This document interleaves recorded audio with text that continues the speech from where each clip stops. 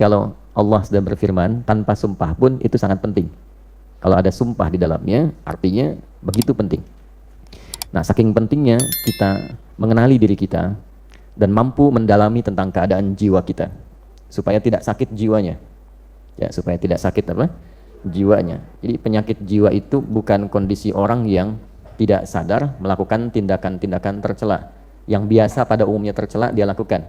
Tapi ditoleransi karena dinilai dalam keadaan tidak sadar. Penyakit jiwa sesungguhnya adalah orang yang tidak mampu mengoptimalkan potensi baiknya sehingga dominan dikuasai oleh potensi buruknya.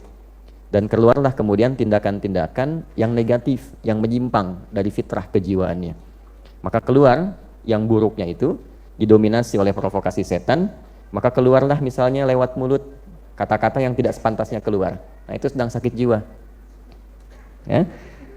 Keluar ke tangannya, melakukan tindakan yang tidak semestinya dilakukan. Ya, dia mencuri, dia korupsi, dia mencederai orang. Nah, itu sedang sakit apa? Nah, penampakan jiwanya sakit itu ada kata para ulama pada jawarihnya, pada anggota tubuhnya. Ya, karena cara kerjanya dari jiwa itu nanti akan ditembuskan kepada akal. Dari akal itu diteruskan ke seluruh bagian tubuh untuk bersikap. Oke? Nah, sikap yang kita kerjakan melalui anggota tubuh itu gambaran keadaan jiwanya. Ya, jadi kalau misalnya tampil sesuatu yang baik, artinya dominasi yang ada pada jiwanya itu begitu positif. Ya, sebaliknya bila yang keluar itu sesuatu yang tidak baik, ini menandakan ada persoalan serius dalam jiwanya. Itu poinnya. Karena itulah kemudian Allah begitu banyak di dalam Al-Quran membimbing kita. Dan bersyukurlah kita kepada Allah satu-satunya kitab suci di muka bumi ini yang memberikan bimbingan langsung dan menerangkan secara detail tentang kondisi jiwa, cara bekerjanya seperti apa, cara mengeluarkan potensi baiknya bagaimana, cara mengevaluasinya seperti apa, itu hanya Anda akan temukan dalam Al-Quran. Itulah inti kehidupan kebaikan disebut takwa.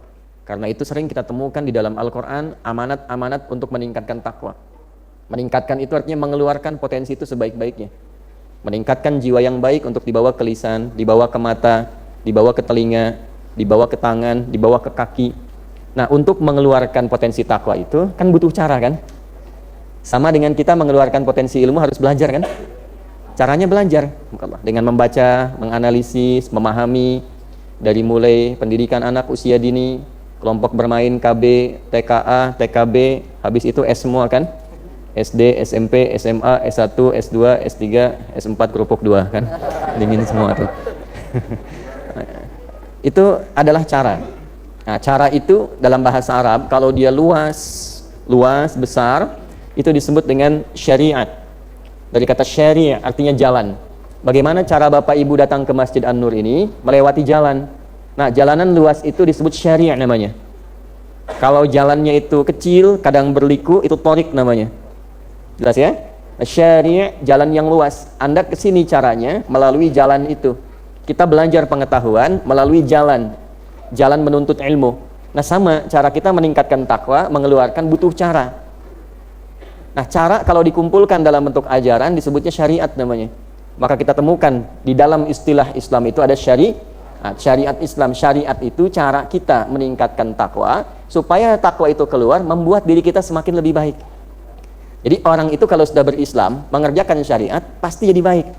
Tidak ada orang Islam yang tidak baik, kecuali yang mengatakan dirinya muslim tapi tidak mengerjakan jalannya, sehingga tidak mampu berislam dengan cara yang baik. Bapak Ibu boleh cek, saya kan sering katakan di berbagai kesempatan, kenapa Islam itu ketika dituntun oleh Nabi Muhammad SAW dan dipraktekkan, dituntun dan dipertontonkan di kalangan masyarakat, dipilihkannya oleh Allah di tingkat kriminal yang tertinggi pada masa itu, sehingga disebut jahiliyah. Kenapa tidak di tempat orang-orang yang mungkin sebagiannya ada yang baik gitu, tapi dipilihkan yang memang tingkat kriminalnya paling tinggi untuk menunjukkan betapa istimewanya Islam itu bisa merubah orang yang tingkat kriminal tertinggi, titik nadir bahasa kerennya itu, yang paling buruk, tiba-tiba bisa berubah, bertransformasi bahasa kininya menjadi pribadi terbaik yang kebaikannya melintasi zaman, dikenal sampai sekarang. Padahal belum pernah ketemu, gitu kan? Pernah ketemu Umar nggak? Bukan Umar yang jualan sotos itu bukan ya? Umar bin Khattabnya, belum pernah kan? Ya, tapi kan sampai hari ini kita dapati namanya kan, sampai nama itu diduplikasi, ditiru. Pengen punya nama anak ya, namanya Abu Bakar. Pengen punya nama anak Umar. Ada nggak yang namanya Abu Dzar Al-Ghifari?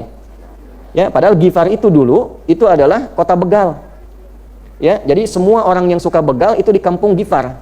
Al-Ghifari itu artinya kampung begal. Ya. Pimpinannya Jundub bin Junadah gitu. Jadi kalau Abu Dzar Al-Ghifari itu asalnya adalah seorang yang berasal dari kota begal. Tapi banyak kan yang pengen pakai nama itu.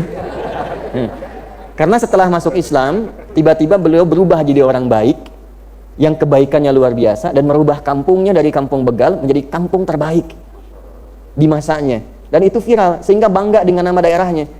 Itu sebabnya kalau orang baik itu jadi begitu baik dan dikenal kebaikannya, maka ada cahaya di kampungnya sehingga warga kampung merasakan cahaya itu dan nama kampungnya pun berubah jadi baik. Nah, demikianlah kemudian kita kalau mampu kita mengeluarkan sifat-sifat kebaikan dalam wujud takwa itu dengan jalan syariat.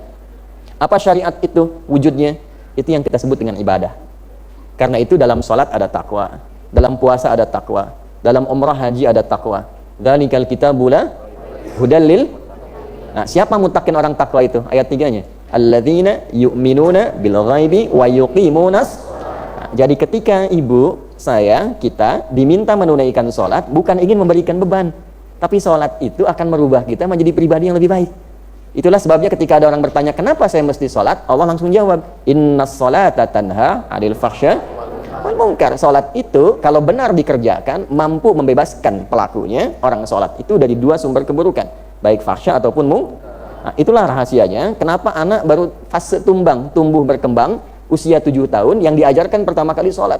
Mengapa? Karena diharapkan anak itu tumbuh menjadi pribadi yang baik di masa depan. Ya ayyuhalladzina amanu kutiba 'alaikumus kama kutiba 'alal ladzina min qablikum la'allakum tattaqun. Di dalam puasa ada takwa. Itulah sebabnya kenapa orang puasa cenderung bisa menjadi lebih baik dibandingkan saat dia tidak puasa. Dan ternyata di antara hikmah puasa itu mampu menekan seseorang dari perbuatan maksiat bahkan sifat buruk yang pernah dia kerjakan. Nah, ini kenapa setiap Jumat kita tiap pekan khatib mengingatkan yuk tingkatkan takwa. Maksudnya apa? Coba evaluasi sebanyak apa kebaikan yang sudah dikerjakan selama sepekan ini dengan status yang melekat pada diri kita. Misal datang ke Jumat ya, ketika mendengar khatib mengatakan, jamaah sekalian mari kita tingkatkan takwa. Lekatkan statusnya. Sebagai anak, berapa kebaikan yang telah kita munculkan kepada orang tua. Sebagai suami, berapa kebaikan yang telah dikumpulkan yang mampu diberikan kepada istri. Sebagai ayah, status sosial dan sebagainya. Nah, kumpulkan itu, jangan sampai kita wafat kecuali sedang patuh mengerjakan kebaikan itu. Itu diantara rahasia, kalau sudah jadi muslim, pasti insya Allah jika Islamnya benar, syariatnya benar, terkumpul kebaikan dalam dirinya, dan kebaikan yang menghasilkan pahala itu disebut dengan hasanah, dan dengan hasanah itulah kita pulang di dunia sampai ke akhirat. Maka doanya, Rabbana atina fid dunya wa fil akhirati wa qina